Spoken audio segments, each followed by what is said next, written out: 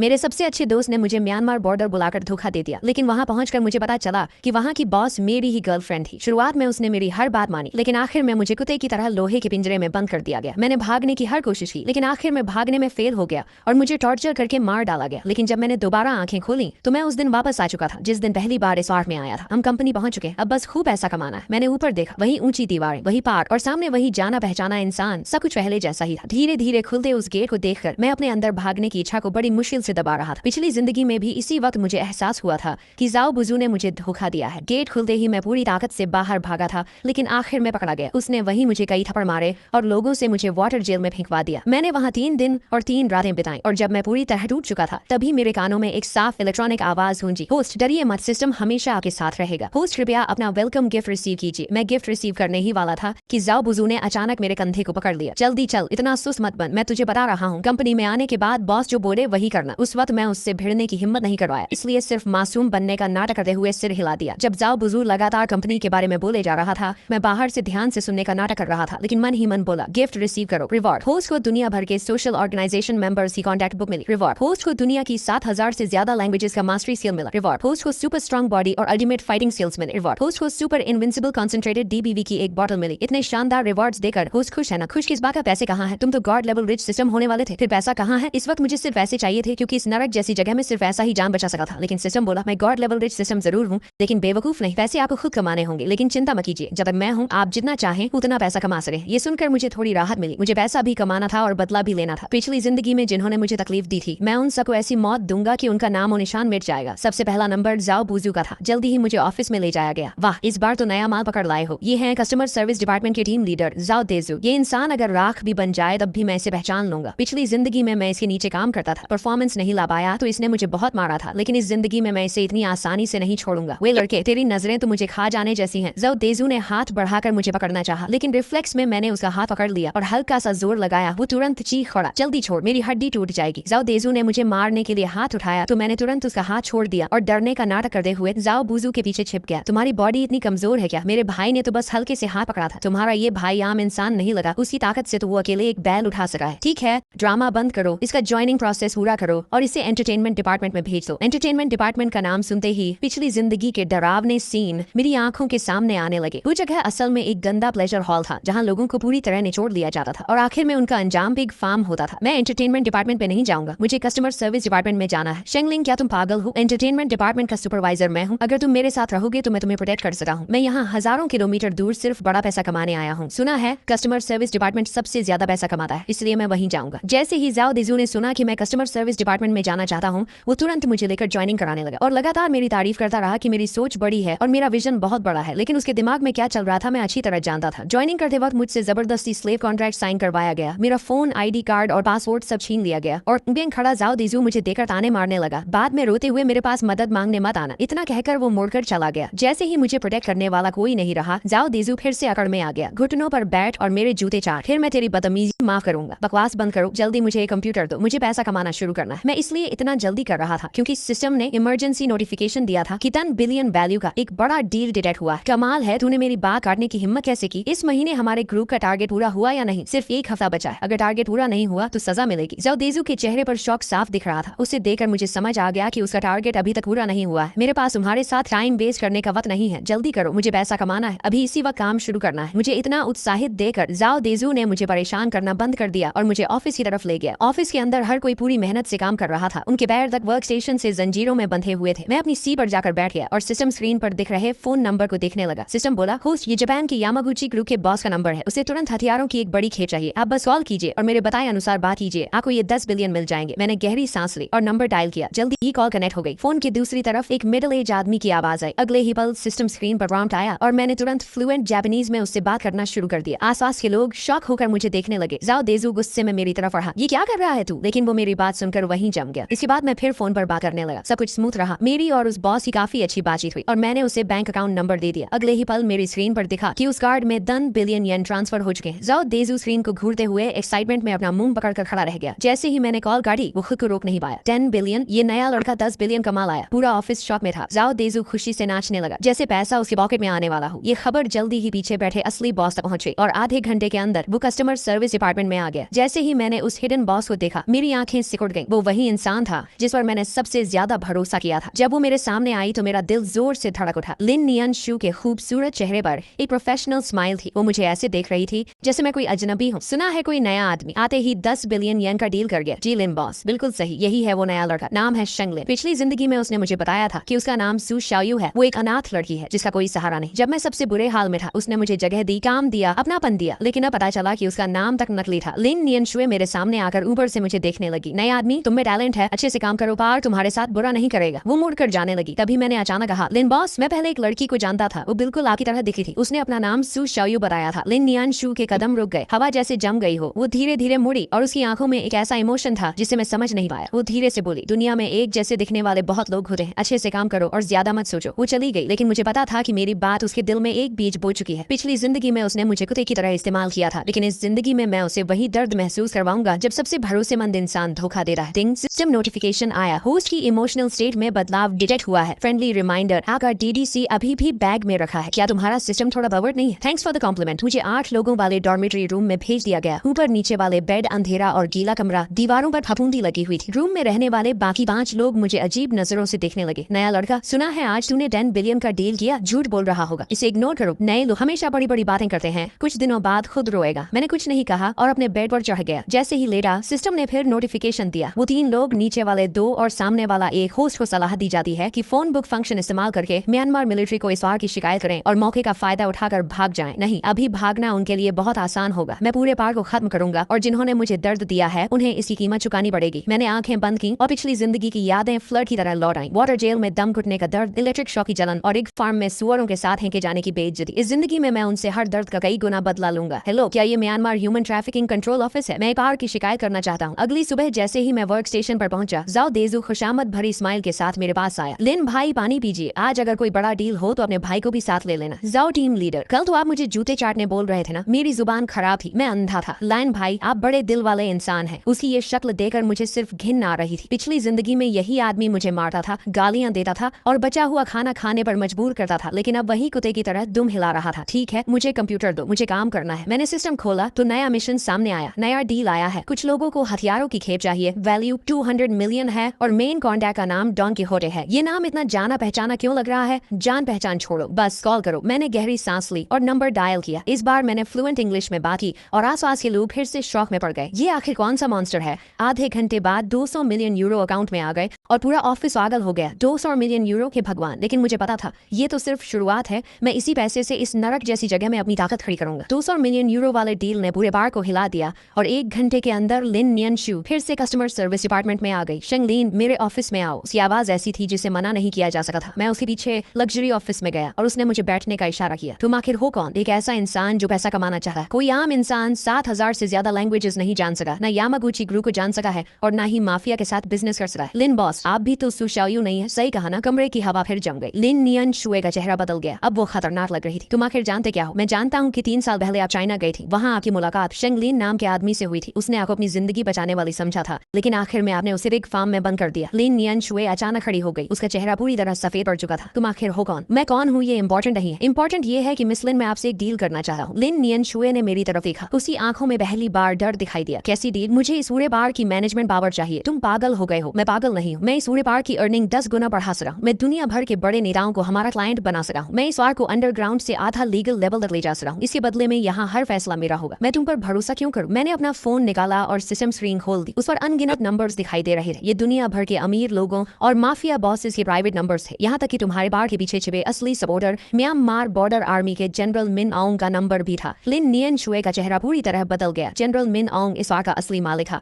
और उसका नंबर बहुत कम लोगों को पता था। तुम्हारे पास ये नंबर कैसे है? मिस लिन, आपको सिर्फ इतना जवाब देना है, हाँ या ना। लिन नियन शुए काफी देर तक चुप रही, फिर धीरे से बोली। मैं मुड़ा और वहाँ से बाहर चला गया। उसे अकेले कुर्सी पर बैठी छोड़कर ऑफिस से बाहर निकलते ही सिस्टम ने नोटिफिकेशन दिया। होस्ट, कमाल हो, लेकिन सावधान रहना। लिन नियन शुए इतनी आसान और सीधी इंसान नहीं है। रात को मैं बेड पर लेटा हुआ आज की सारी बातें सोच रहा था। लिन नियन शुए के रिएक्शन से साफ था कि अब उसे मेरी आइडेंटिटी पर शक होने लगा है। शेंग लिन, सो गए क्या? ये मेरे ऊपर वाले बेड पर सोने वाला कमजोर सा लड़का शाओ वांग था। पिछली जिंदगी में उसे भी टॉर्चर करके मार दिया गया था। क्या हुआ? तुम सावधान रहना। आज कुछ लोग तुम्हारे बारे में पूछताछ कर रहे थे। कौन लोग? सिक्योरिटी डिपार्टमेंट वाले। वो कह रहे थे कि तुम बहुत ज्यादा अटेंशन ले रहे हो, इसलिए तुम्हें सबक सिखाना चाहते हैं। सिक्योरिटी डिपार्टमेंट इस पूरे पार्ट की सबसे खतरनाक जगह थी। वो ना मानने वाले एम्प्लॉइज को पनिश करते थे और उनके तरीके बेहद क्रूअल थे। पिछली जिंदगी में सिक्योरिटी हेड लिहू ने खुद मुझे भी केज में फेंका था। इस जिंदगी में वो इतनी जल्दी बेचैन हो गया। थैंक्स शाओ वांग, मुझे समझ आ गया। शेंगलिन, क्या तुम मुझे भी यहाँ से बाहर ले जा सके हो? मैं यहाँ नहीं रहना चाह रहा, मुझे घर जाना है। उसकी आंखों में वही डर और उम्मीद थी जो कभी मेरी आंखों में थी। इंतजार करो, मैं तुम्हें यहाँ से बाहर निकालूंगा, लेकिन अभी नहीं, अभी सही समय नहीं आया। अगले दिन दोपहर में मैं खाना लेकर बैठा ही था कि 5 बड़े बॉडीगार्ड्स ने मुझे घेर लिया। उनका लीडर सिक्योरिटी मिनिस्टर ली हू था, जिसका चेहरा खतरनाक और आंखें बेहद डरावनी थी। तुम ही शेंगलिन हो, सुना है तुम बहुत एटीट्यूड दिखा रहे हो। अभी कुछ दिन हुए हैं और तुम मेरे सिर पर चढ़ने लगे हो। पूरा कैफेटेरिया अचानक शांत हो गया। सब लोग हमारी तरफ देखने लगे। झाओ देंजू दूर खड़ा तमाशा देख रहा था और उसके चेहरे पर खुशी साफ दिखाई दे रही थी। मिनिस्टर ली, अगर कुछ कहना है तो सीधे बोलो, मेरा खाना खाने का टाइम वेस्ट मत करो। साले, तुझे बहुत घमंड हो गया है क्या? उसने मेरा कॉलर पकड़ने के लिए हाथ बढ़ाया, लेकिन मैंने उसका रिस्ट पकड़ लिया और हल्का सा दबाव डाला। छोड़ो मिनिस्टर ली, आपकी बॉडी तो इतनी स्ट्रांग भी नहीं है। ली हू दर्द से पसीना पसीना हो गए। उसके आदमी आगे बढ़े, लेकिन मेरी आंखों को देखकर रुक गए। जाकर अपने मालिक से कहना कि 3 दिन तक मुझे परेशान न करे, 3 दिन बाद हिसाब करने के लिए बहुत समय मिलेगा। ली हू अपना रिस्ट पकड़कर शर्मिंदा हालत में वहाँ से चला गया। पूरा कैफेटेरिया फुसफुसाने लगा, ये आदमी कौन है? ली हू तक को मार दिया क्या? इसे अपनी जान की परवाह नहीं? मैं वापस अपने वर्क स्टेशन पर आया तो झाओ देजू मेरे पीछे आ गया। शेंगलिन, क्या तुम पागल हो गए हो? तुमने ली हू को भी नाराज कर दिया। झाओ भाई, अभी तो आप बड़ा मजा ले रहे थे ना, मैं तुम्हारी चिंता कर रहा था, तुम्हें मैं यहाँ लाया हूँ। अगर तुम्हारे साथ कुछ हुआ तो मैं भी नहीं बचूंगा। तो आपकी चिंता के लिए धन्यवाद जाओ भाई। लिटिल चैन, इतना ओवर कॉन्फिडेंट मत बनो। तुम चाहे कितना भी पैसा कमा लो, अगर तुम्हारे पास सपोर्ट नहीं होगा तो एक दिन सब खत्म हो जाएगा। मैं उसकी तरफ देखा रहा। पिछली जिंदगी में उसी ने मुझे इस वार में लाकर फंसाया था और मेरी पिटाई और टॉर्चर होते हुए देखा रहा था, लेकिन अब वो खुद को अच्छा इंसान दिखा रहा था। जाओ भाई, आप जानते हैं मुझे सबसे ज्यादा किस तरह के लोग पसंद नहीं है। कैसे लोग? फेक लोग। जाओ देजू चुप हो गया और मैं वापस काम करने लगा। तभी सिस्टम ने नोटिफिकेशन दिया, होस्ट लिन नियन शुए की तरफ से मूवमेंट शुरू हो चुकी है। उसने आज रात 8 बजे आपको अपने ऑफिस में बुलाया। आखिरकार वो समय आ ही गया। रात 8 बजे मैं समय पर लिन नियन शुए के ऑफिस पहुंचा। वहाँ उसके अलावा एक मिडिल एज आदमी भी बैठा था। पार का असली सेकंड इन कमांड रणनीतिकार ओल्ड चैन मिस्टर सिंह बैठी। थैंक्स, आपकी कंडीशन के बारे में मिस लिन ने हमें बताया है। सच कहूँ तो आपकी बातें बहुत ज्यादा एरोगेंट लगी है, लेकिन मेरे पास ऐसा कॉन्फिडेंस रखने की ताकत है, ये बात सही है। लेकिन हमारे मन में एक सवाल है, तुम्हें इस वार की मैनेजमेंट पावर ही क्यों चाहिए? तुम्हारी एबिलिटी के साथ तो तुम खुद भी एम्पायर खड़ा कर सकते हो, क्योंकि मैं इस जगह से नफरत करता हूँ। ओल्ड चैन और लिन नियन शुए ने एक दूसरे को देखा। मैं इस इंसानों को निगलने वाली जगह से नफरत करता हूँ। यहाँ के हर इंसान से नफरत करता हूँ। मैं इसे बदलना चाहता हूँ। बदलना? कैसे बदलना? इस वार को बड़ा बनाकर, इसे लीगल कंपनी बनाकर, पूरी तरह क्लीन बिजनेस में बदलकर। उस समय तुम्हें डर में जीने की जरूरत नहीं होगी। एम्प्लॉइज को बंद करके टॉर्चर नहीं किया जाएगा और हर इंसान सम्मान से जी सकेगा। ओल्ड चैन काफी देर तक चुप रहा। क्या तुम्हें पता है जनरल मिंग आओ को सबसे ज्यादा क्या चाहिए? पैसा। अगर उसे ज्यादा पैसा मिले तो हर चीज बर्बाद हो सके। तुम मेरी सोच से भी ज्यादा इंटेलिजेंट हो। 3 दिन बाद जनरल मिंग आओ तुमसे मिलना चाहता। दिन बाद मुझे पार्क के सबसे अंदर बने कॉन्फ्रेंस रूम में ले जाया गया। जनरल मिंग आओ मुख्य सीट पर बैठा था और उसके पीछे 4 हेविली आर्म्ड गार्ड्स खड़े थे। तो तुम ही हो? जनरल को प्रणाम। सुना है तुम मेरा पार्क संभालना चाहते हो। संभालना नहीं, कोऑपरेशन करना चाहता हूँ। क्या फर्क है? संभालना मतलब आपका बिजनेस छीनना, कोऑपरेशन मतलब आपको पहले से ज्यादा अमीर बनाना। सुनाओ। मैंने सिस्टम प्रोजेक्शन खोला और स्क्रीन पर डिटेल्ड बिजनेस प्लान दिखने लगा। पहला स्टेप, पार्क को सिर्फ स्कैम बिजनेस से निकालकर मल्टी बिजनेस मॉडल बनाना, जिसमें cross border e commerce, online games और लाइव स्ट्रीम सेलिंग शामिल होगी। दूसरा स्टेप, ओवरसीज ब्रांचेस बनाकर बिजनेस को साउथ ईस्ट एशिया तक फैलाना। तीसरा स्टेप, सब कुछ लीगल बनाकर होल्डिंग कंपनी एस्टैब्लिश करना और प्रॉपर इन्वेस्टमेंट लाना। इससे अभी से ज्यादा कमाई होगी। अभी साल का कितना प्रॉफिट है? 3 अरब। 3 साल बाद मैं इसे 30 अरब तक पहुंचा दूंगा। कमरे में सन्नाटा छा गया। मिंगाओ काफी देर तक मुझे घूरता रहा। अगर तुमने मुझे धोखा दिया तो जनरल, मेरी जान आपके हाथ में है, मैं आपको धोखा देने की हिम्मत करूंगा? मीटिंग रूम से बाहर निकलते ही मैंने गहरी सांस ली। सिस्टम ने प्रॉम्प्ट दिया, होस्ट कमाल हो। मिंगाओ मान गया। ये तो बस शुरुआत है। लेकिन होस्ट, आपने जो प्लान्स बताए क्या वो सच है? बिल्कुल सच है। बस फर्क इतना है कि आखिर में सारा पैसा मेरी पॉकेट में जाएगा। आपकी सोच डेंजरस है। वापस डॉर्मेटोरी पहुंचा तो शियाओ वांग मेरा इंतजार कर रहा था। शेंगलिन, बहुत बुरा हो गया। झाओ बुजू को मार दिया गया। क्या हुआ? उस पर गैम्बलिंग डेट था, चुका नहीं पाया, इसलिए ली हू के लोगों ने उसे पकड़ लिया। बोल रहे हैं उसे वाटर प्रिजन में डाल देंगे। मैं कुछ पल के लिए चुप रह गया। पिछली जिंदगी में झाओ बुजू ने मुझे वाटर प्रिजन में फेंका था। इस बार उसकी बारी थी। तुम उसे बचाने नहीं जाओगे? नहीं, लेकिन इस जगह पर सॉफ्ट हार्टेड लोग ज्यादा देर नहीं जीते। ऐसा कहने के बावजूद मैं वाटर प्रिजन के बाहर पहुंच गया। मैं उसे बचाने नहीं, उसकी हालत देखने आया था। लोहे की खिड़की से मैंने देखा